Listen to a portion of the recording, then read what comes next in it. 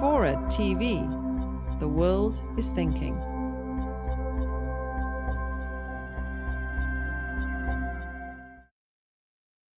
Welcome. My name is John Mollenkopf. I have the privilege of teaching political science and sociology here, and it's my pleasure to be the moderator for this evening's Great Issues Forum. One very mundane note before we begin: please turn off your cell phones if you haven't already done that.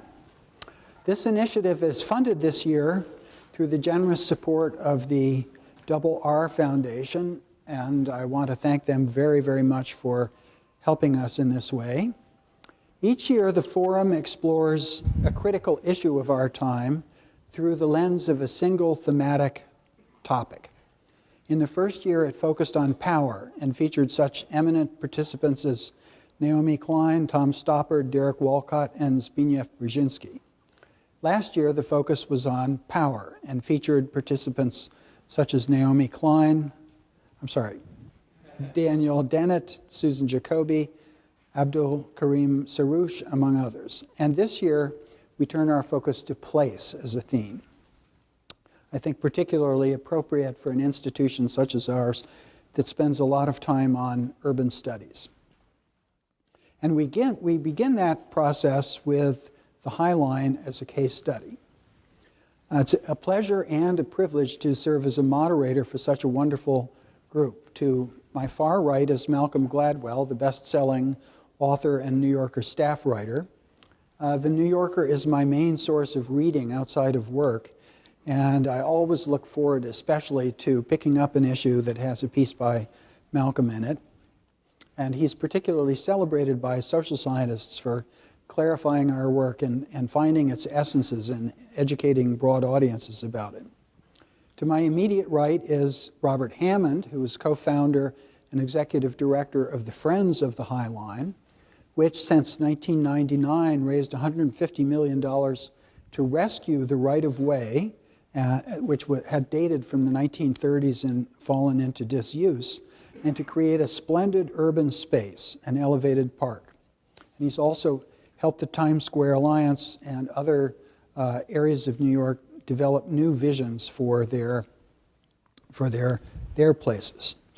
As the executive director of the Friends, he manages the park, raises a substantial operating budget in the millions every year, and has also raised millions more in capital budget for the final section, the third section of the High Line Park, and for an endowment. In between is Jerilyn Perine, executive director of the Citizens Housing and Planning Council, and former commissioner of New York City's Housing Preservation and Development Department under Mayors Giuliani and Bloomberg. She grew up in Flatbush and Bensonhurst, which is a Brooklynite I appreciate. I know those neighborhoods well. And started in HPD in 1986 and became commissioner in 2000. And she carried out the second half of the very large effort that New York has made to take the in-rem housing stock and create strong, vibrant communities of assisted housing and affordable housing in many of New York City's neighborhoods, and fashioned the final stage of that project, which is being carried out by the Bloomberg administration. And of course, she's made the Citizens Housing and Planning Council into a leading voice for housing policy and neighborhood renewal in New York City. We will have a great dialogue among us, but I'd like to prepare the way briefly by just mentioning some of the aspects of the High Line that I think are particularly salient. I moved to New York City first in 1980, and at that time the West Side Highway was still up, although it had been closed to traffic because it was falling apart. The High Line was in a similar condition. There were many, many neighborhoods of New York City, even in Manhattan, that were severely disinvested, and the waterfront area on the Lower West Side was certainly one of them. And it's quite remarkable to think about the change that's happened in the 30 years since. The west part of Chelsea has exploded somewhat unexpectedly in an unplanned way into one of the hottest nodes in the global art market today, with more than 300 galleries operating there, and it's a sort of worldwide art destination. This was stimulated by various factors, certainly the settlement of the Westway issue, the fact that galleries were being priced out of Soho, and now the High Line is certainly playing a role in that. Also, it was stimulated by proximity to Chelsea, which is has a wonderful late 19th century housing stock and an affluent population. And public policy also played an important role, certainly by providing the capital investment for the park and adopting in 2005 a special West Chelsea district rezoning that allowed some of the development rights from the site of the High Line to be spread around, thereby encouraging growth. But I think we have to say that the efforts of the Friends of the High Line and sort of civic activism arising from below was a really crucial and the most crucial part of making this happen. And as somebody who spends a lot of time looking at how people use cities and make a sense of place, I find it interesting to contrast the High Line with something that helped to inspire it, the Promenade Plantée in Paris. I don't know how many of you have had a chance to see that, but it's a similar old railway right-of-way on a viaduct in the eastern part of the cities that had fallen into disrepair. And in the 1990s, the city of Paris, and in conjunction with an arts organization, rebuilt it, created a park on top, and also created spaces for artists and craftsmen in the arches underneath the viaduct that holds up the railway. And it is also a splendid urban place and an elevated park. But as I visit it from time to time, it's interesting to see how it hasn't worked, I think, as well as the High Line, partly because it's showing signs of wear and tear.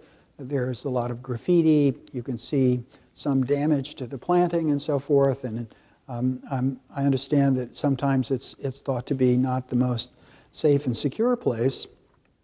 But nonetheless, it's a major addition to the Paris landscape that helped to inspire us to, or certainly the Friends of the High Line, to work on the High Line. So for the rest of the evening, we're going to discuss the goods and the bads, the ups and the downs, the wherebys and wherefores of how the High Line came to be and what it means as a very special place in the city. And I'd like to begin with the question of how, in a city that's well known for taking decades to get something done and probably doing in several versions of a project before it's finally adopted, let me start with Robert. How did this come about when New York is famous for, delaying and denying projects? Yeah. I think one of the important things that's different about the High Line than a lot of urban projects is it was a bottom-up project. I think most large urban redevelopment and city planning initiatives start from the top and filter down. And this is a case where initially it was opposed from the top. The Giuliani administration wanted to tear that High Line down when Joshua and I first met and got started. And so I think it gets, and I think most people think that's not a good sign. You want buy-in from the top at first, but in some ways I think that early opposition was a really important part of our success, and that it brought sort of a community together. And I mean, not just, a lot of people just assume the people interested in the High Line are just the people that live around there, and that's partly true. But it was people from all over the city and country, and we had supporters from all over the world that were interested. And it was partly, in that early fight to save it, that a kind of energy developed that I think was really helpful. And then, but you can only fight City Hall for so long if you really want to build something. And so, we were very fortunate in the Bloomberg administration to have a partnership. And I think it would have been very easy for the Bloomberg administration to say, we're supportive of this, and it still would have failed. They really got behind it, and they also didn't edge us out.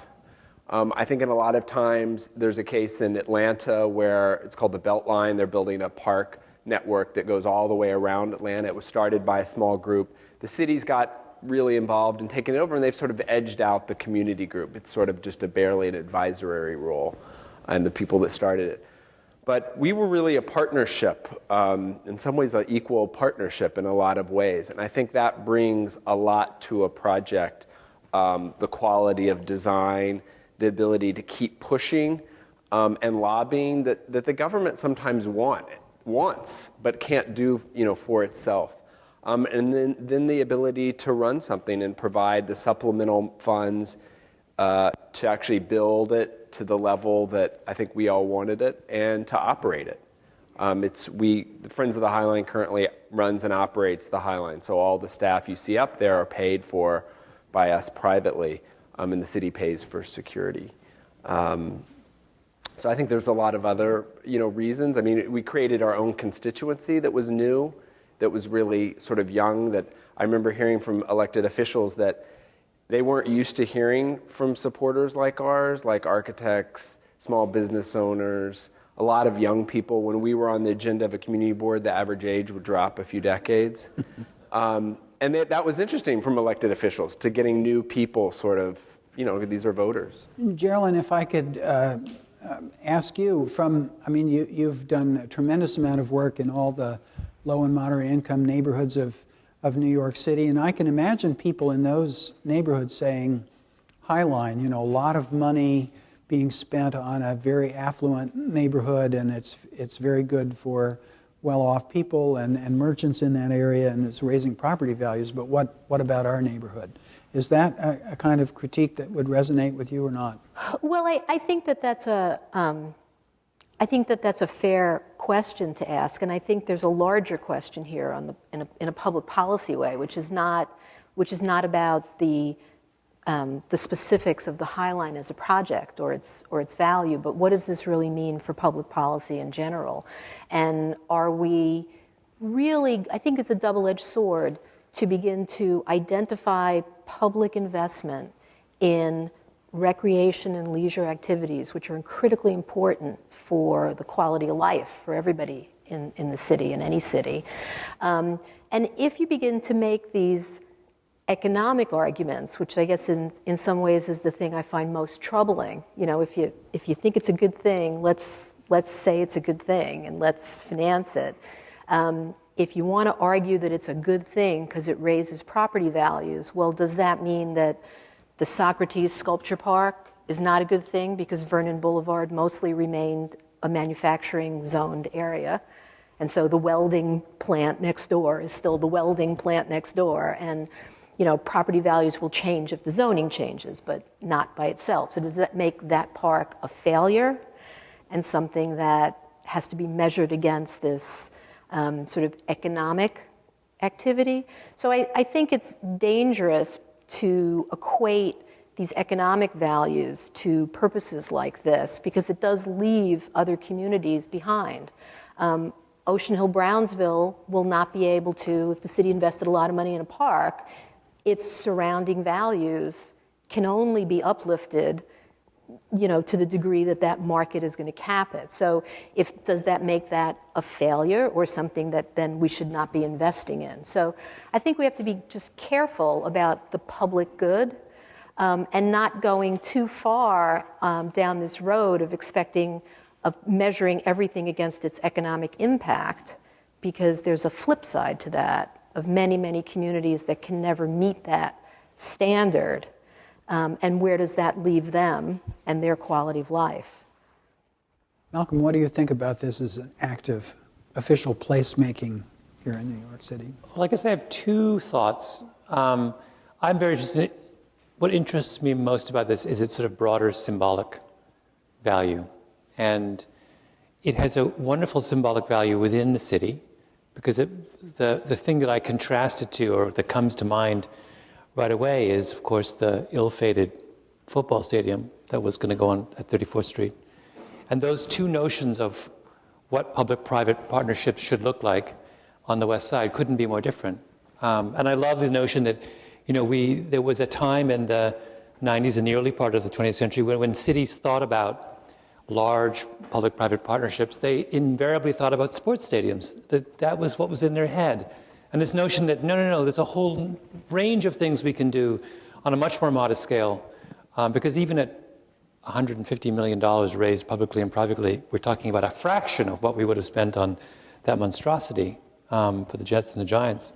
And the other thing, and the more important symbolic... Jets. Oh, it was just the Jets, that's right. Even more preposterous, by the way, that it should only have been for one of these two bad teams. But more importantly is the kind of national context of this. You know, I can't help but contrast the High Line with the kind of national conversation that we've been having about public goods. And this, we've come to this place in our national politics where people don't want to talk about anything that is created publicly. I don't necessarily mean only by the government, but just the things that we can only buy as a group are somehow nowhere on the national agenda. All people want to talk about are the things we can buy as individuals. And they pretend that the only way to increase the kind of utility of the average American is to give them more of their own money.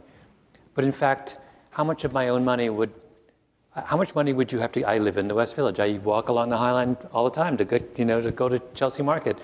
You know, what's that worth to me? Well, it's worth an enormous amount of money, right?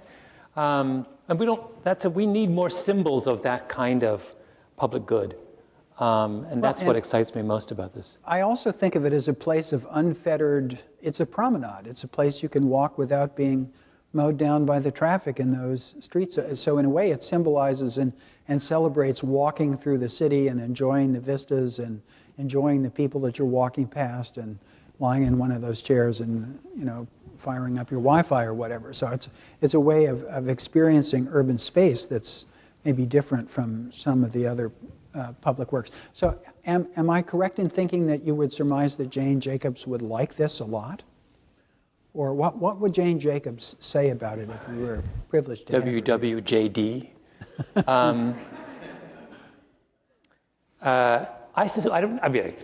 Who am I to speak for the genius? But I suspect she would, wouldn't she? I mean, no, she didn't talk a lot about parks. She did. She was actually pretty. She was much in opposition to many parks. Yeah, that's what I mean. I mean, she didn't talk positively about parks. Yeah. So that's an interesting piece. I mean, she must have lived very close to. I don't remember exactly where she lived when she was in New York. 11th and about 10 blocks. 10 blocks. And she, the one of the battles she fought was the High Line used to go all the way down to Houston Street. Right. It ended in the St. John Terminal. You can still see that building where it ended. You can see the bays. So when they tore down in the 60s from basically Houston to Bank, there was a swath where they were going to build these high-rise. And she fought that, and they ended up building these sort of ugly low-rises. And they call them, unfortunately, some people call them the Jane Jacob houses. But right. So, I mean, she was even involved sort of in that piece. But I've talked to people that knew her, and, she was alive when we were starting out, but they said she never brought it up or they didn't know what, she thought. Right. She also famously, supported Columbia in its battle to build a gymnasium and take over Morningside Park. And that was one of those places where, of course, from her point of view at that time, and it sounds kind of, outrageous now, but, she was, I think, always trying to nudge planners and the government to go out and look and think for themselves. So I think whether one agrees or doesn't agree with some particular position that she took in the historic context of when she took it, I think the thing about her was really to say, have you been to Morningside Park? I mean, in those days, it was a mess, and it wasn't something that was an amenity for the community. It was, it was a frightening, crime-ridden, drug-laden place, not the place that you have today. So I think if one is going to apply go look for oneself, I would assume that she would think it was a lovely place. Well, remember, her objection to parks was their sterility and their artificiality, that they were the idea of dedicating a space in the middle of a complex, vibrant city to some specific abstract purpose offended her, right? She was offended by Lincoln Center because it was this big, huge, unipurpose chunk placed down in the middle of the Upper West Side. So to the extent that the High Line is neither sterile nor abstract, but it's just a kind of creative reusing of what was already there, I can imagine she would like it. I know she wrote a lot of letters about the historic, wanting people to appreciate the nature of the historic buildings. And I think she'd be very happy that, in West Chelsea and the meatpacking both now have historic districts that are not traditionally normal, pretty buildings. I mean, they're, worse, in some ways, a stretch. And, that the High Line is also a reminder of that industrial history. In some ways, I think it's one of the things we maybe not done. We didn't want it very much signage on the High Line. We didn't, want it to become full of signs, but maybe we went too far. And besides the rail tracks we left in or put back in, there's not a lot to remind people of what it was. And people think that it was an old L, that it was an old subway. And it was a freight line that brought food into Manhattan. And those buildings that are now condos and offices, a lot of them were refrigerated warehouses, that were serviced by Manhattan and, by the High Line. And it's sort of a struggle for us. How do we, preserve or remind people about that past without putting up too many signs all over the place? Well, it's definitely a symbol of the post-industrial transformation of the city from those old warehouse uses and utilitarian subsystems that make the city go to what? Consumption, perhaps.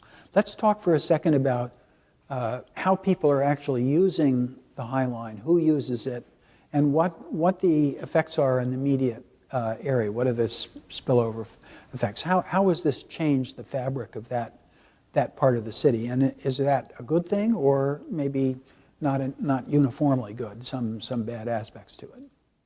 I mean, I can just start us off with some facts that we know. We have about 2 million people visit every year, which is approximately almost 10 times what we expected. We thought we'd have about 300,000 people a year, and we're going to get about 2 million. On a busy Saturday, we'll get 15,000 or 20,000. And you got to remember, it's only a half a mile long right now. About 50% of those people are from New York. 50% are out of New York, and of that 50, half of those are international. So about 1/4 of the visitors are mostly from Europe and Japan. I think it's been good for a lot of local businesses. A lot of them said this helped them stay open, during the recession. One of them, said that the recession ended for them when the High Line opened. I think one of the other things that most people think of Chelsea as just a very wealthy neighborhood, but approximately about 90% of the kids in the neighborhood are on a lunch program. You have 2 large NYCHA low-income housing project there. So, and interesting, in far west Chelsea, right where the High Line ran, there was not very much residential there. So it's an interesting gentrification issue where you're not pushing as many people out that were right next to the High Line, but it's going to be a neighborhood of a very wealthy and very poor. And that's why a lot of our programs, we focus on the people in the neighborhood. Or actually, all of our programs, we try to focus on locals. A cautionary tale. Are you involving the kids from the housing projects in some way? Yeah, we actually started an education program back in 2001. So we're coming up on our 10th year. With that in mind, knowing that we didn't know when we were going to be open, but we wanted them to be a part of it. I think we've had 320 school trips. We hire people from the schools. We have a youth program. A lot of our kids' education program is specifically focused there. We do arts projects there. Mm-hmm. Do a lot of partnerships with the Hudson Guild, which is a 100-year-old settlement house where we used to have our offices. But I mean, the thing I'll end on that actually is my biggest fear is I'm from San Antonio, and a lot of people say, oh, it's like the Riverwalk, except it's sunken. And, to me, I've always said that's the opposite of what I've wanted it to be, because I never went to the Riverwalk, I think it's great for San Antonio, and, it's a good economic generator, tourists love it, but it's not for locals. And so to me, if I had to have one real worry about the Highline, is making sure that it still has ownership by locals. And I think the people in the neighborhood. Well, Malcolm, do you use it? What's your experience of it, or what's your observation of how others are using it? Well, two comments. One, on your San Antonio comment. For some bizarre reason, I've been to San Antonio 3 times in the last year. Conventions. And the Riverwalk, once you get away from, there's a section that's in the middle of all the hotels. There's the whole northern section. That's lovely. It just opened last year. And it's still, and so it reminds you that these things have many different meanings. But I think of the Highline as a resident of the West Village in the same context as the bike lanes that have opened up in the same period. That it has, those two things in combination have fundamentally changed the character of, now you've got bike lanes all the way down 9th Avenue, right, and up 8th Avenue, and then you've got the Highline. And so you have 3 kind of consecutive movements in that neighborhood to reclaim the city from the automobile. And to me, the whole thing made much more, when the bike lanes went in, suddenly it all kind of cohered for me. And that is a reminder that I think it goes back to my symbolic importance. The point of the Highline, to me, is that it is an invitation to further action. It is this big, splashy symbol of all kinds of things that can be done in an urban environment. To think of it as a one-off is to my mind, is to lose the value of it. It's this sort of demonstration to all of us about what can be accomplished. Well, in a little while, I want to move to that question of what are the Highline-like opportunities that might be in other parts of the city, especially parts, as Jerilyn says, that where the economic rationale might not be so compelling, and how do we do that? But before we get there, I want to spend a little bit more time on the experience of the place itself and its immediate impacts. Jerilyn, do you? Well, sort of in support of what Malcolm is saying, but in some ways opposite. For me, the best thing is there are no bikes. That when you were talking about the ability to just walk on the Highline unfettered without cars, and with also not worrying about bikes running through intersections and killing you, which I appreciate that. So I look, and I think at least a couple of us are bicyclists on this panel. So right, not not me. sure we go all the way with not it. me. But I think that I do actually think that the industrial heritage part of it is quite interesting, and something that we don't do very much of in New York as a city. We don't do very much in terms of our history in general, which is kind of the great thing about us, right? Everybody comes here to forget their past and start over, and it all starts fresh when I get here. That's sort of the beauty of New York, But I do think we could spend 5 minutes probably of our city time thinking about our industrial heritage and how important it's been and what that transformation has really meant. So I really also do appreciate the perspective of the Highline, because there's very few places that kind of give you a different actual physical perspective. Being up above the street is a point of view that is kind of rare. You're usually inside a building looking through a window. I do think it's worth thinking a little bit about Hudson River Park, though, as well, because I think you have one of the most wonderful park systems, sort of unfolding before your eyes along the Hudson River. That's kind of spectacular, and I think there's an interesting kind of counterpoint to these two spaces, and also they're two very different symbols of how money is used, and I think again raises a lot of sort of the public policy debates that I think we don't think through enough. What do you think those are? Well, I think the Highline is extremely expensive, and whether there was private money, and that's great, there's a lot of high maintenance costs here that come from somewhere, and there was a big public investment, and that public investment came from someplace too. So while I don't believe that every dollar we spend has to be measured against how many potholes don't get filled or something. I mean, you can't ever have a perfect budgetary system in that way. I do think at a time when the funding for Hudson River Park is struggling, and where maintenance for parks around the city is going to start to become a real issue as more and more levels of cuts start to happen. Those cuts are going to fall, if not financially disproportionately in our lower income communities, the impacts are obviously going to fall there much harder, right? They're heavily used. They already don't have a level of staffing or maintenance that the High Line can afford.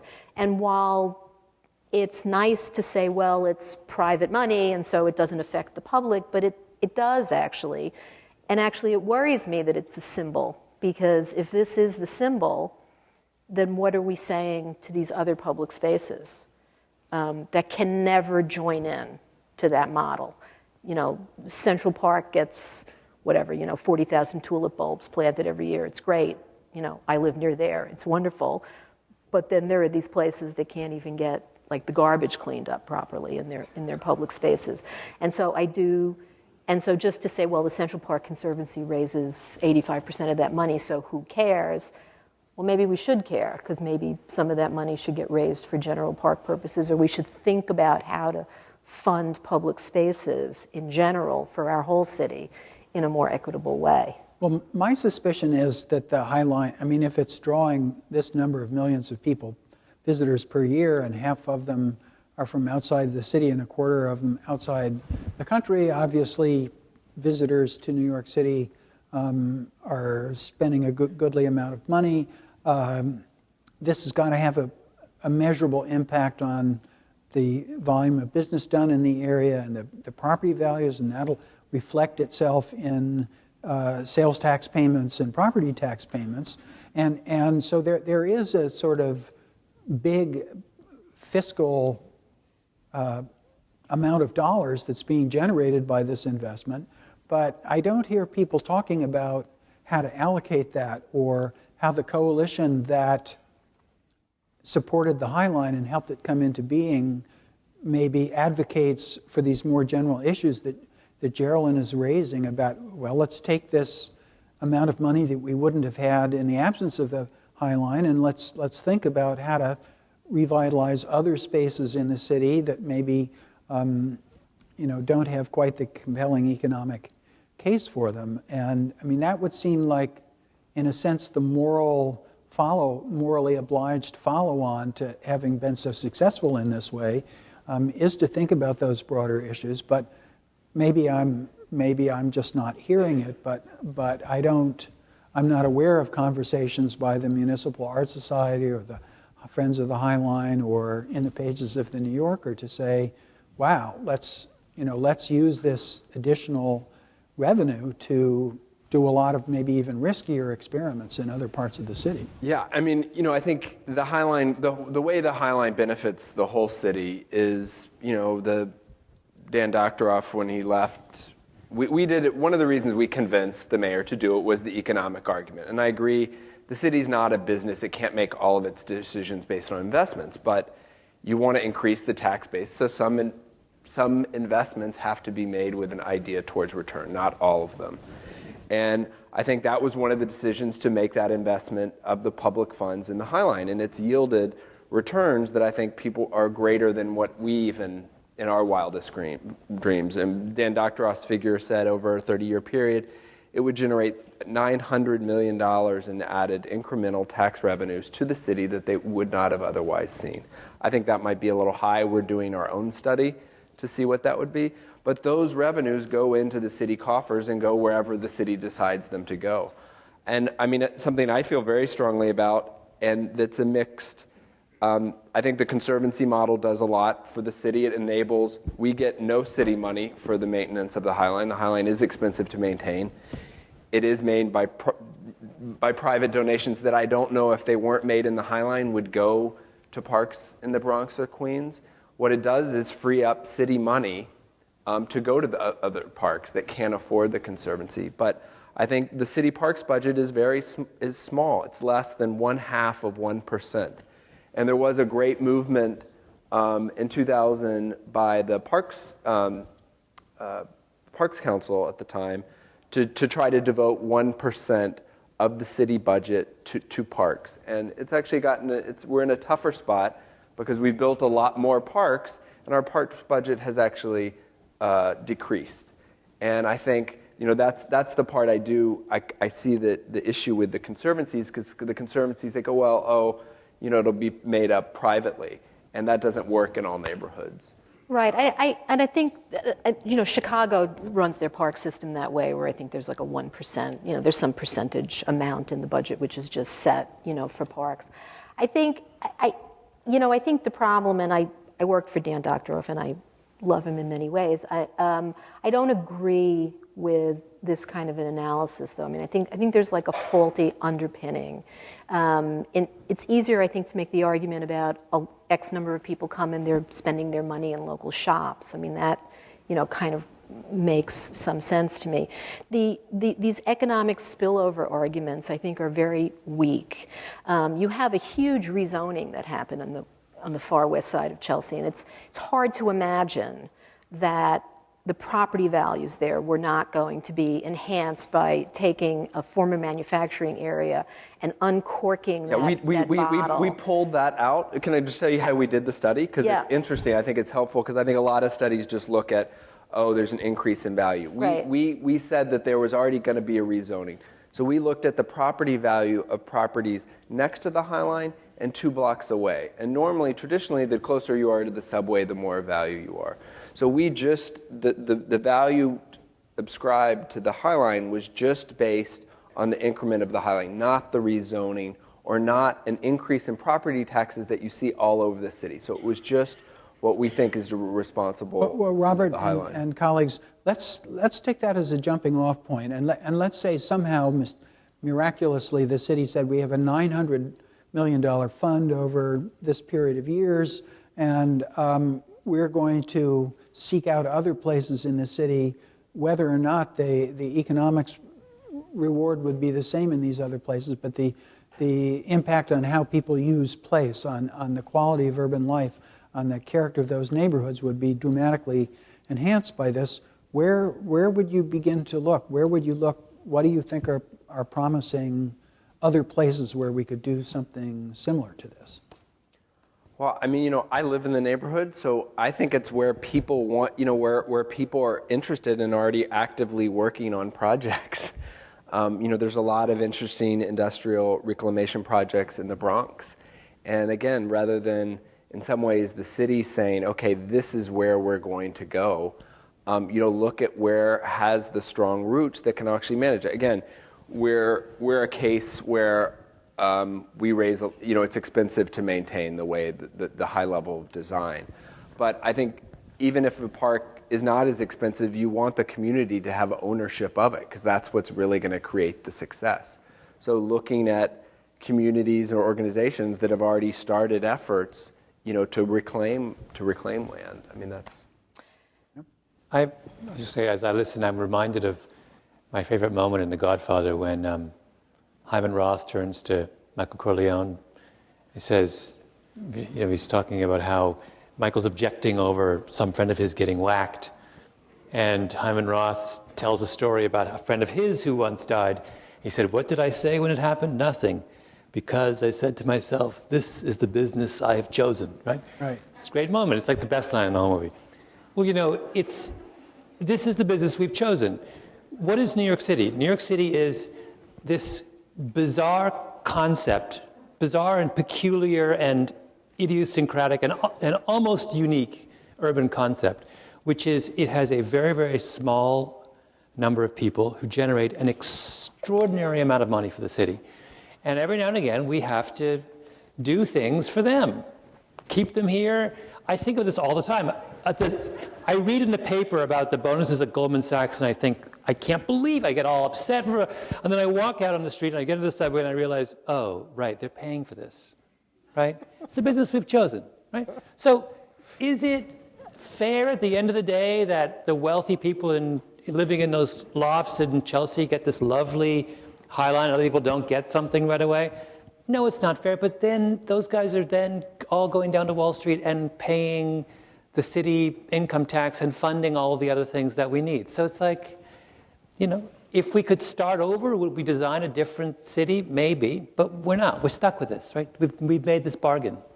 But I don't think we have to start over, right? And I don't think the choice should be that we can make the very rich people happy, which, believe me, I'm with you. I mean, I spent 30 years in the public sector. Without rich people, we would have been in far worse budgetary situations than we were in many times of our crisis. I think we can stipulate we don't want to be Detroit. Well, that's right. Yeah. But I don't think those should necessarily be the choices. I don't think we're talking about, well, gee, other neighborhoods aren't going to get such a lovely, wonderful space. I mean, I think we're just saying, shouldn't other neighborhoods get the most de minimis amount of services that they need for them to have a quality of life? I'm trying to push this a little beyond that. Where are there opportunities to reuse old infrastructure, buildings, spaces, in a way that even if they wouldn't necessarily draw hundreds of thousands of tourists from Europe or Japan, would still create a buzz, change the way people interacted with and thought about their own neighborhood. There's a little pier and a little sort of maritime park on the north end of Red Hook that was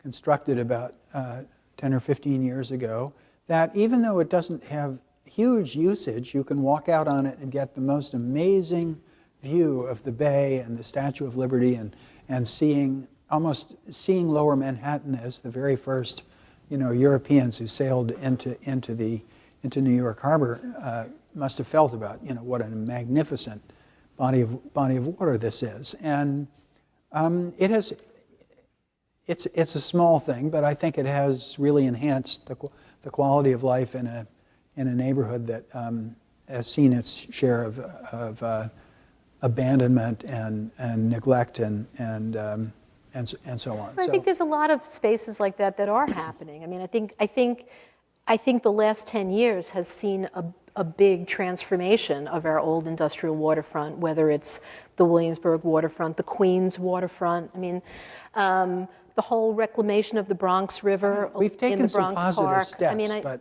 considering how much of it there is, but I think we shouldn't forget that there is I think a very activist, ground up movement to reclaim a lot of, let's just call them derelict spaces. I mean, the old Bronx River is a great example. Not an old industrial area, but it's a derelict area that that you can canoe on now. I mean, there's beaver. And there's beaver, and so I think there are these things are happening. Could more of them happen? Yes, more of them should happen and could happen. But I do think, and not to completely sort of beat a dead horse, but yesterday in the paper you read that the cost of admission and membership to the city's rec centers are doubling around the city. Now that doesn't sound like a lot of money for a lot of people. It goes from $75 a year to $150 a year. Maybe for a lot of people that's like, well, what's the big deal? But I'm sure that for the majority of people that rely on city-run recreation centers, that's a hardship. And so I think it's important to just occasionally, think about this disparity, and we can't just say, well, let's just, we're making sort of like the high end happy, and that's good because their money goes into the taxes, and theoretically the tax system is the big equalizer, but we know that it doesn't exactly work so perfectly, right? That taxation equalization system is not such a perfect moderator of these kinds of issues. But I do think all of our old industrial areas, which are no longer really needed for industrial purposes, have been and need to continue to be rezoned, reclaimed, and reused. I have very mixed feelings about that. If you take the waterfront of Williamsburg and Greenpoint, which has been rezoned, it's one of the biggest rezonings that we've done. There are going to be a dozen or 14, 40-story tall, mainly luxury rental and ownership buildings along that waterfront. Mainly, but not exclusively. Well, I think it's great that there's an affordable housing component or offset to the projects, and that's certainly better than if they hadn't happened. But just like bringing 2 million affluent visitors to the High Line, bringing that number of new high-income tenants to those traditionally working-class neighborhoods is going to change them irrevocably and forever, and have ripple effects inland that will, in a sense, erase some wonderfully traditional parts of New York that had survived just because no one was paying attention. Yeah, here I don't agree. I mean, I think you can't have it both ways. You can't think it's great in Chelsea, but don't think it's okay for Williamsburg. I mean, the old industrial areas, actually, particularly along the water, is where big density belongs. I mean, I think. I mean, it certainly raises questions about the infrastructure, the transit infrastructure, schools, and many other things. And this is something that we don't do well in New York because we don't actually do planning, right? We do projects, and so we want people to take density, but then we don't want them to complain that the subways or the stations are too crowded and there's no schools, and so we're always a little bit like, oh, really, a school? Okay, we'll get to that later. So there's real problems with adding a lot of density in the absence of real planning. I agree, but I think increasing housing opportunities for people at a range of incomes is incredibly important to do, because Malcolm is right, we're very dependent on this higher income segment, and they will go anywhere. So, if we can create opportunities for them, it's actually far better from a housing marketplace to create those opportunities rather than to have those higher income households continuing to put pressure on our existing older rental housing stock. Well, maybe we can come back in 20 years and have another panel on what happened to Williamsburg and Greenpoint, but I think they will end up looking more like Chelsea than they look like Ocean Hill, Brownsville. They might, and that might be good. I mean, I don't know what we think we don't like about Chelsea all of a sudden, but. Well, there's where I think Jane Jacobs would disagree and say that leaving well enough alone sometimes is the best. Well, leaving an old derelict industrial waterfront, I don't think is in anybody's interest, right? And there are parts of Chelsea that work and that don't work. I think the 7th Avenue, or is it 6th Avenue rezoning is the case maybe where you're talking about, where you have that row of really high, all new buildings. I mean, that's one of the things I like about the West Chelsea rezoning is it was a special zoning district, so it's not just a blanket. So the mid-blocks are kept manufacturing, theoretically, to keep the art galleries. Turns out the art galleries are thriving in and outside of the commercial district. There's all these different historic districts pocketed within, and the zoning moves up and down. It's low nearing the historic district, goes high at the end. So you don't have this sort of canyon of all new buildings. And to me, that's, I mean, whether Jane Jacobs would like it, I don't know, but you have a mix of old and new, which to me makes it interesting. Would fit her doctrine, definitely.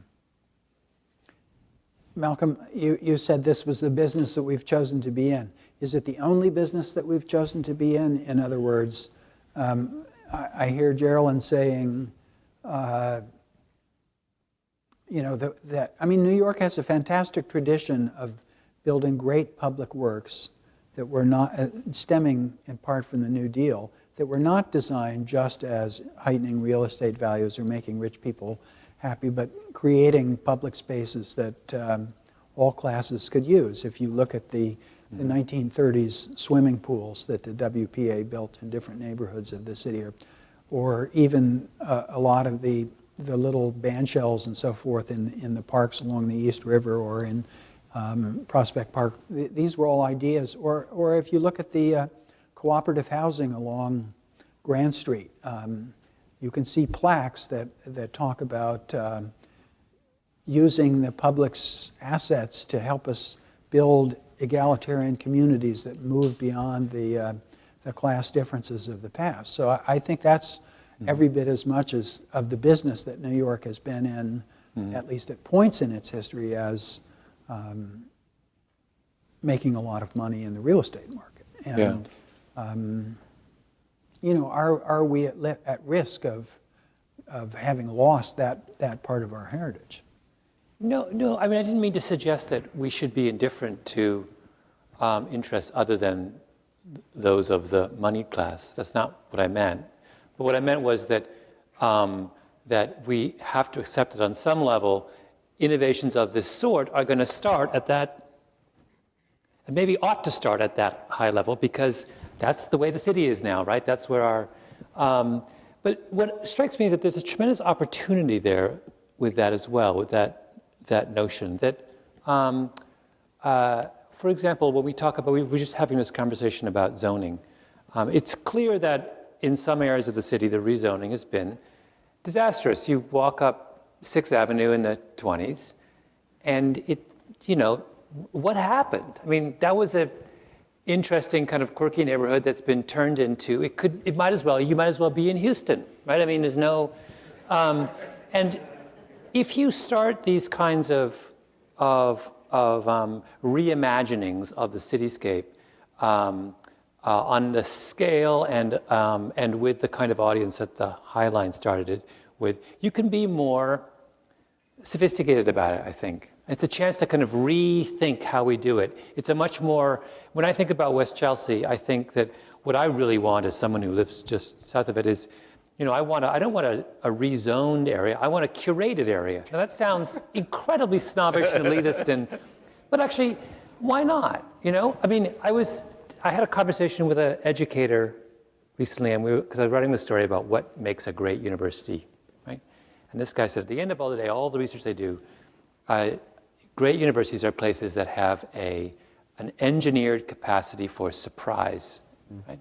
That they deliberately set about to put their students in a situation where they're surprised as often as possible over the course of the day by something new, something weird, something challenging. That strikes me as a lovely definition of a successful city in the 21st century. That you can't, if you just let the market do its thing all by itself, you'll get 6th Avenue, right? There has to be some kind of engineered capacity for diversity, surprise, curiosity, weirdness. I mean, the High Line's kind of weird, right? And if it had been developed by Zeckendorf, it wouldn't be weird, now would it, right? So there's nothing wrong with the kind of aesthetic values and sensibilities that come from the higher end. Ultimately, are I think of interest to the whole city, and they're the ones who can make this more sophisticated reimagining work in 2011. Who's the they exactly there in your formulation? Well, us. I don't mean to perhaps all. Do you know what I mean? Like, right? larger, Someone from outside of the traditional. I mean, curator has a certain hierarchical, institutionalized aspect to it, and in part, I think where we started out was Robert talking about how this was bottom up and against the grain and against what the authorities wanted to do. But bottom up was a clever, if somewhat misleading turn of phrase. It was bottom up of a bunch of very sophisticated architects and planners, and I mean, if that's bottom up, I'd love to be on the bottom, right? And that's the point. It wasn't me. I would have turned it into a running track, right? That's what I want. I mean, I had no concept that you could turn it into something that beautiful. It wasn't people like me. But I think one of the advantages is Josh and I had no background in city planning. We were not architects, and that was, I think, a real advantage. We didn't have a specific vision. We had a broad vision. Let's save it and do something with it. But I think what would have, and that's why the curating. I mean, you can slice that word, but if we had we wanted to curate it specifically our vision, I don't think it would have been as successful. It was sort of and it's wonderful we get all this credit and all, but we raised the flag and allowed other people to come along, one, and help us get it done. And also, the vision happened, and that's why it was nice. I mean, I think it happened quickly, but it was over 10 years. The vision became sort of an organic process, of what, and in some ways, unintentionally, we had Joel Sternfeld take these photos of what it looked like. That became the design, the guiding principle for the design, ultimately. But it happened collectively. I think the other thing that I would give us credit for, that I think most, even parks projects, you imagine, I find the Washington Square Park thing fascinating. The city wants to spend all this money to put into the park, and it was a very difficult and fraught and, left a lot of people unhappy. And because I think what happens in most projects is people design something and then take it to the community and say, don't you like it? Or, we can tweak the size of the railing. And partly because we didn't know what we wanted, we went to the community and did all these. I think we had over a dozen community input sessions all along the way. And it wasn't, the other thing is, I think people, when they hear that, they think, oh, we didn't always listen to the community at all. It was a dialogue, and when we didn't do something the community wanted, we explained why. And that's why I think there was a lot less conflict over our design, and the design actually works better. The one thing I would want to add to what Malcolm was saying is that I don't think Sixth Ave. I don't think it's a conflict between sort of the market, unfettered market, versus sort of the government. Sixth Avenue was created by a zoning text. It's not as though it was, the free market doing whatever it wanted. Mm-hmm. Fourth Avenue in Brooklyn, which is another similar example, again, created through a rezoning. Now, we could say, well, lessons were learned and later rezonings. No, it wasn't. Sixth Avenue? Fourth Avenue in Sixth Brooklyn Avenue was it? And Yeah. Park Yeah. Slope. Right. Yeah. So, I'm just saying, so as things changed, things got better, we could say, but, I think you have to be careful about how much surprise you're going to get when the entire envelope is proscribed by incredibly complex zoning text, which is now, like 2,100 pages long, and if you're not like a lawyer billing at, $1,200 an hour, you can't figure it out. So, and a lot of the places in New York that we actually love the most in the world of look back were things built, before the 1916 zoning resolution ever got passed. So I wouldn't just accuse the private sector of sort of not being able to create, wonderful things. I think we've kind of made a crazy regulatory framework that, in some degree, kind of inhibits imagination. What if I lumped NYU with the private sector in this case? Would that make it more? Well, I'm still interested in this question of how we take whatever mojo there was in making the High Line happen and recreating that in other places that have less things going for them in terms of this crowd of wonderful people who helped push this along and the economic logic that underlay it. Or are we just stuck with only being able to do that in certain parts of the city? I think it's possible. I mean, I think, one of the, and you didn't really talk about this, but a key component for you was this kind of star power that you were able to bring to this effort for fundraising, for getting the debate out in the public realm, in the real public realm, not the public hearing realm, but really in front of the public, in the papers, in the press, and getting a buzz about it. And I think there are ways to do that for a broader context. I think, Bette Midler's organization, for example, I think is a good example, Neighborhood Restoration Project, of an organization that does global fundraising. She does holistic fundraising for the organization, but the money is spent all around the city in a variety of projects, all in a lot of the forgotten places in the city, and she's able to bring that, and she partners with the government, and so there's public financing in a lot of the work that that she does as well. And so I think there are ways to do that, but it's incredibly challenging and really difficult to really bring that outside component of dollars. You know, the philanthropic, let's call it the star power money, and the business money is not so easy to bring to Highbridge in the South Bronx. And I do think, you know, Bette Midler's group is sort of, in a way, a model for an organization that actually does this, I think, pretty effectively. How much more of that can happen, I don't know. Is somebody going to step up and, you know, save the rec center fees? I don't know. You know, the Trust for Public, I mean, this is not New York, but there's the Bloomingdale Trail, which is an old elevated rail line in Chicago. And it's not in a nice part. It runs through a lot of different neighborhoods, but really not, you know, and it's definitely not downtown Chicago. And they have a small local group of business owners and people that live in the neighborhood, you know, and they've listed Trust for Public Land to sort of be their fundraising champion, and partnered with the city and sort of done a similar kind of, on a much smaller, you know, budget. It's actually a bigger scale. It'll be bigger than the High Line, but in a much smaller price tag. Let's pursue that for a second. I mean, New Yorkers like to think that we have all the good ideas and that everybody should come learn from us. But what are other examples, either in the U.S. or elsewhere, that you have encountered that you think are models or would stimulate us to do better in urban design than we're doing now?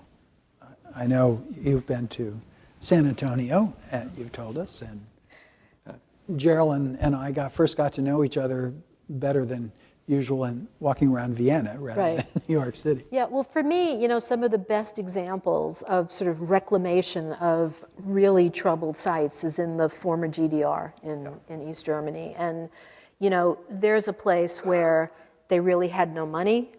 The wall came down, their population left. They were, you know, cities like Leipzig were left with 60,000 vacant apartments that became vacant in a 3-year period. I mean, it's just massive abandonment. And a incredibly contaminated post-industrial landscape.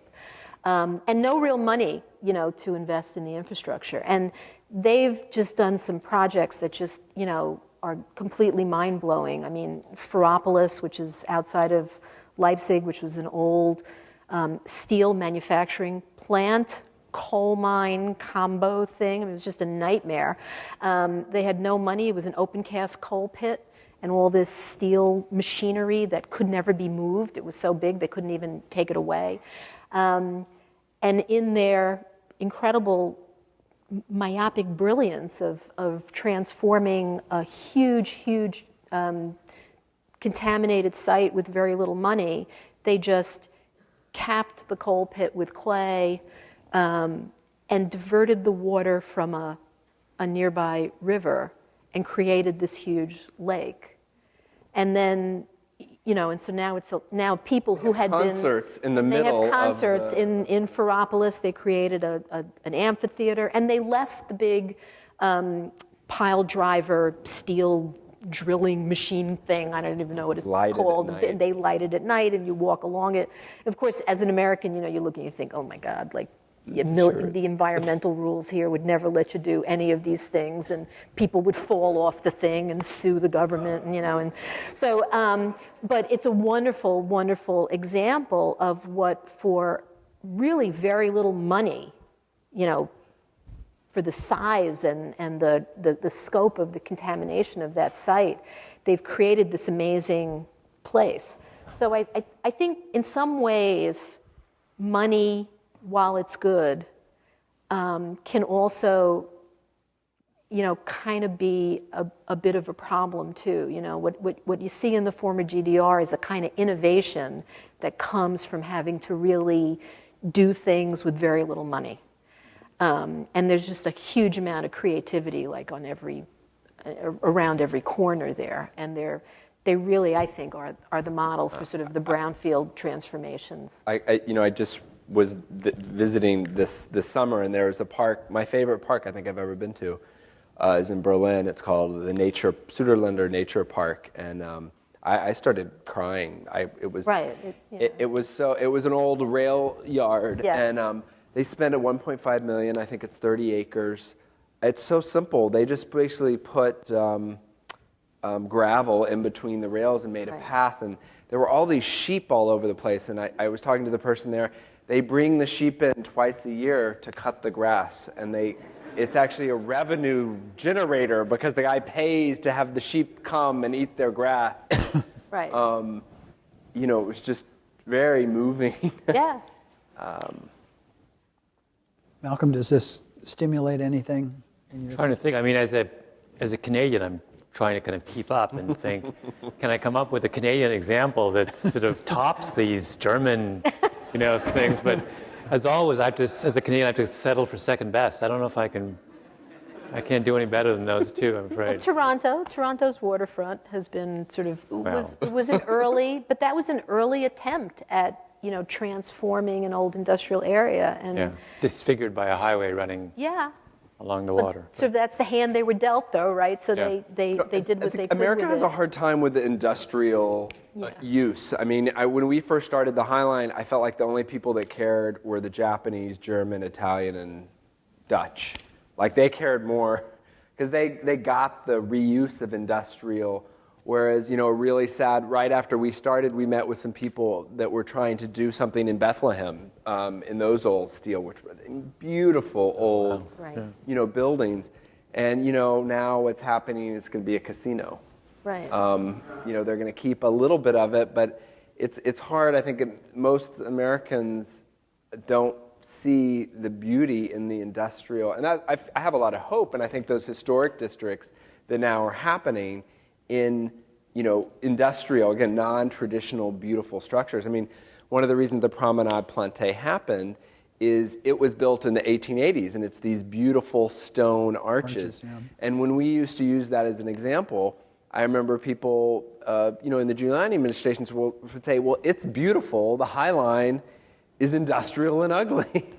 I think it's industrial and beautiful. But it takes a while, I think, for that to sink. That America's a little slower on that one than maybe Germany. Yeah, and I don't think we look back on our industrial past in the same way as they do in Europe.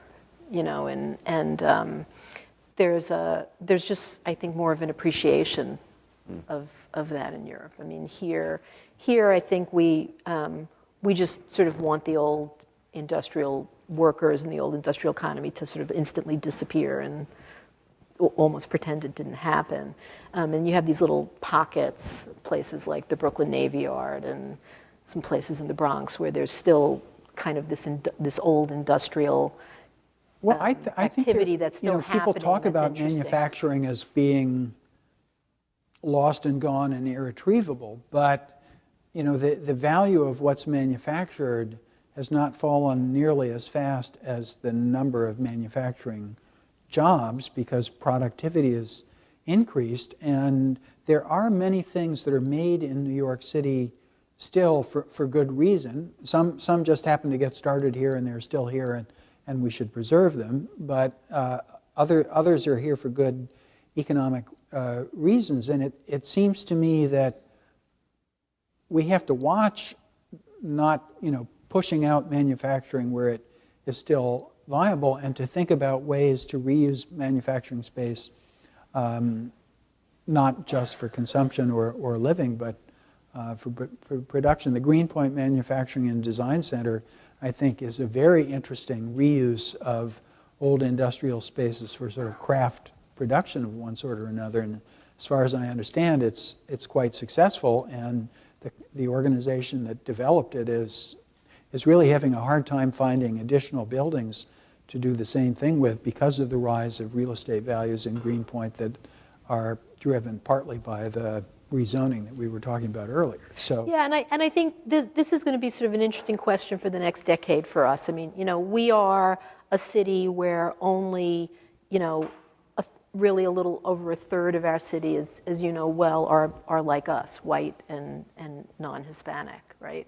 And so we've got a growing immigrant community that really represents the growth in our population to a large degree. I mean, this is your work, John. And, you know, how can we really try to, rather than, you know, continue to kind of almost balkanize our city, how can we kind of channel some of this economic, creative energy that's coming from countries all over the world, so that you don't just have a Greenpoint thing in the sort of trendy Williamsburg waterfront, but you have it in Sunnyside, or you have it in Mott Haven, and you have it, you know, in places all around the city that can really begin to create these little economic engines. New York, unlike Pittsburgh and a lot of, you know, Buffalo and Niagara Falls, a lot of the industrial areas in America, New York was never the big steel plant. We were the hundreds of little manufacturing companies that, you know, took stuff from the waterfront or from the trains and then took them into warehouses, and people did stuff to it and made something and sold it 10 blocks away. So that kind of activity, I think, can still grow here in a different way. But I'm not sure we're connecting up these new populations in order to actually capture them, give them an opportunity to try to create their own pockets of innovation. Well, I think they're connecting themselves up to a considerable degree. But I do think it's an important public policy issue. And I tend to see things through partly, you know, Brooklyn lens, because that's where I live and that's where I wander around. And if you look at East Williamsburg, used to be one of the poorest neighborhoods in New York City. East Williamsburg and Bushwick was the poorest, most crime-ridden, downtrodden neighborhood in New York City for 20 years or so. And now, you know, partly because of the overall change in the city and the improvement of the transit lines and the phenomenal growth of sort of a youth-wuzzy population in Williamsburg, just you know, well, people started going further stops down the L line, and there's a very strong manufacturing district in East Williamsburg. There's a famous maker of men's suits there, and you know, it's a viable neighborhood, but you know, landlords can make much more money, you know, stuffing CUNY graduate students into illegal spaces in those warehouses than renting it out to manufacturers. And even though there is manufacturing demand for that space, it's not, you know, the most profitable use of that land. So when we're thinking about preserving and reusing and sustaining these old industrial spaces, including some that still have industrial uses, how do we adjudicate this balance? Should the city just let whatever is going to happen, or should it? You could take a lesson. The Promenade Planté, the city owned the space underneath. So as you said, they said you can only open a business if you manufacture the goods there. And it was a big failure. You know, it was a case, sort of a cautionary tale, where they were trying to keep sort of these crafts there, and it just didn't work. The people making the violins couldn't sell them. I mean, it doesn't always, you know, I just wonder if the city trying to... The commercial spaces in the Arcade des Arts Viaduct des Arts, yeah. Viaduct des Arts, sorry. They're you know, they're artsy and craftsy. They're not craft production anymore, but my impression just walking down the row is that they're commercially it failed, and so now it opened, and you no longer have to produce anything that you did. But there. it does. The merchants who are there have a sort of artsy, craftsy flavor to them. What's interesting to me is that has not seemed to spill over into the neighborhood around it, gentrifying it very much. And it seems to me that the city's economic future and well-being lies in its wealth-generating capacities, which are concentrated in the financial services. So yes, obviously we have to do a lot of things to keep that healthy and growing and so forth. But then that money has had a lot of spillover into, especially with the fall of crime values and the crime levels and the improvement of the subway system. A lot of people connected with the high end of the New York City economy are living in places where they never would have thought to do that in the past, and that's changing patterns in a lot of the old industrial neighborhoods. And Williamsburg, like the Chelsea Gowrie cluster in a way, wasn't planned by any city planners. It's just sort of an outcome or a spillover from the basic changes that were happening in the city's economy. So I'm trying to get back to Malcolm's point about curating space or engineering surprise.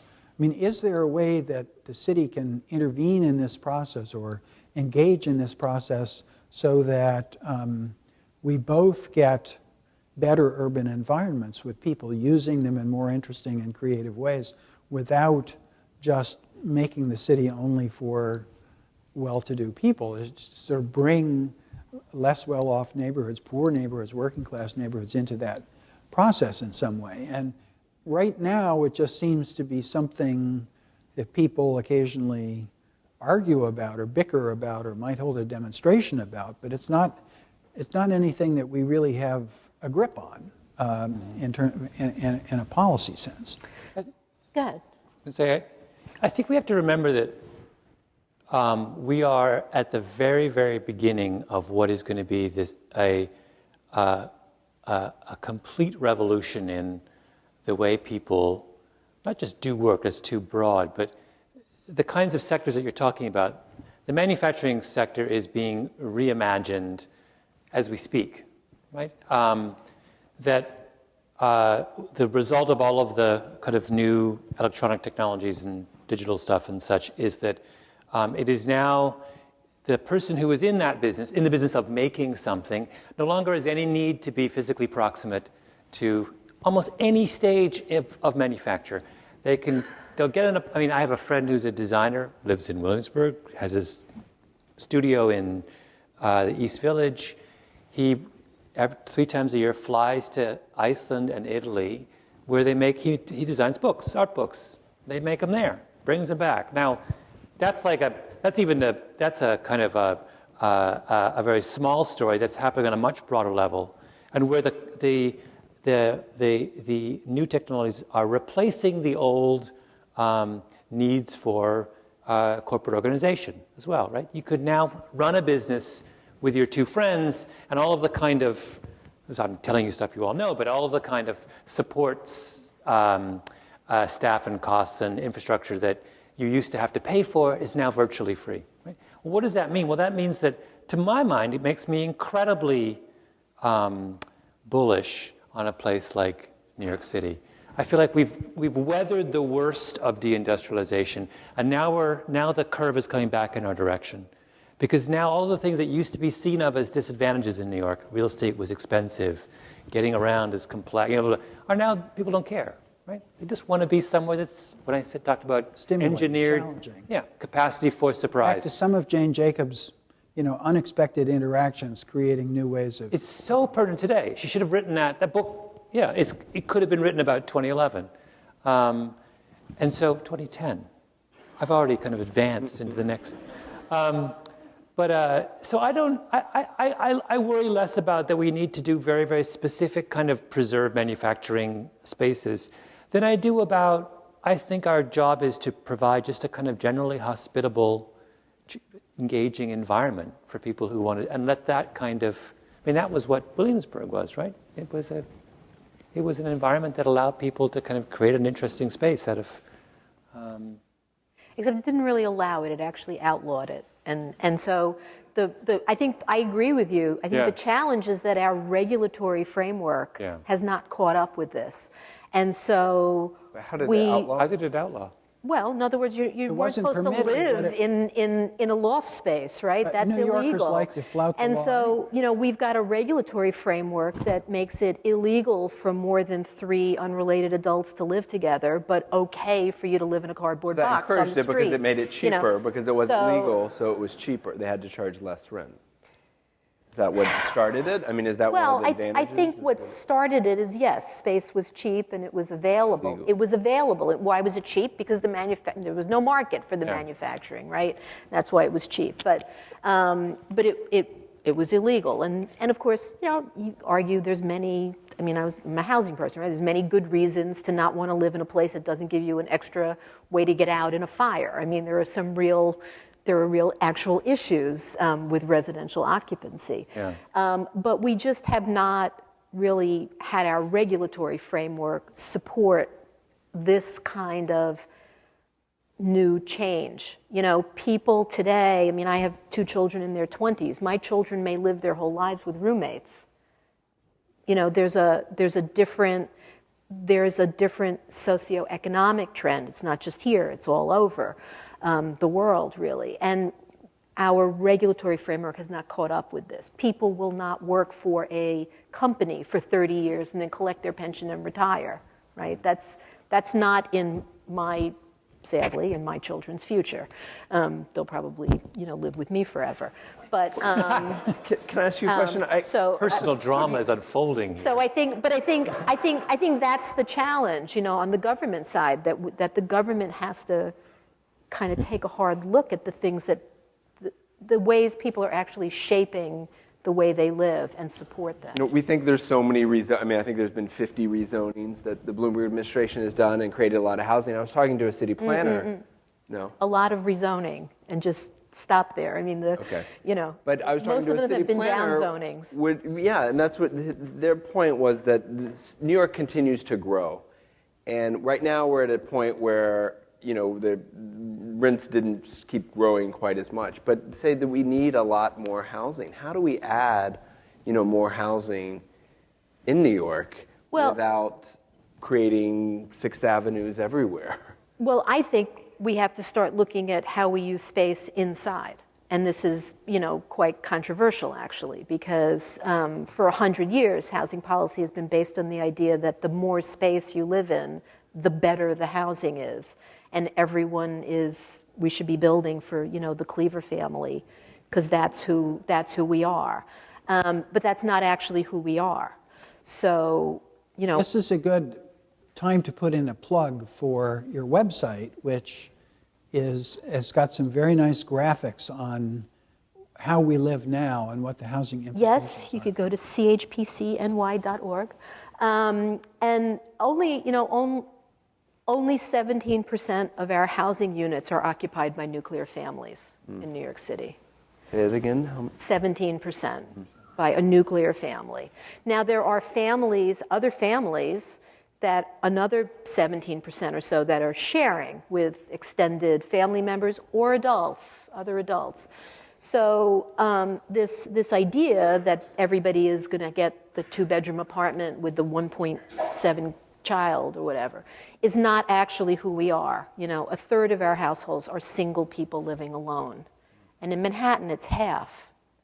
So just think about that for a second. Well, half the units in Manhattan are occupied by one person. There's a competition going on by the guy that started Green Tree Hugger called Life Edited, Yes. where he's designing a really small apartment. How can you design a really interesting, tiny apartment? And partly it's about living in less space, but also partly it's about creating a regulatory environment where people can share spaces and they can share them legally. Can I make one contrary point? Just because I like to make contrary points. There's this lovely book just came out called Why the West Rules for Now. It's huge. Don't read it. It's said 900 pages. But it does have this lovely point in the middle of it where the guy talks about the advantages of backwardness. And his point is that when places are backward, they have all kinds of motivation to innovate, right? So they end up being better off. New York is backward in a series of ways. We have an antiquated regulatory system, a famously sclerotic government. But can we just for a moment at least celebrate the advantages of that? the reason the High Line was still there was that the city was so screwed up it couldn't get rid of it, right? It was the waiting. I mean, it's the great gift. It was a mistake. Yeah, it was the great gift of their incompetence that we got to, and like this. So I mean, and when you talk about how the loft spaces were illegal because the regulatory, well, what happens when things are illegal?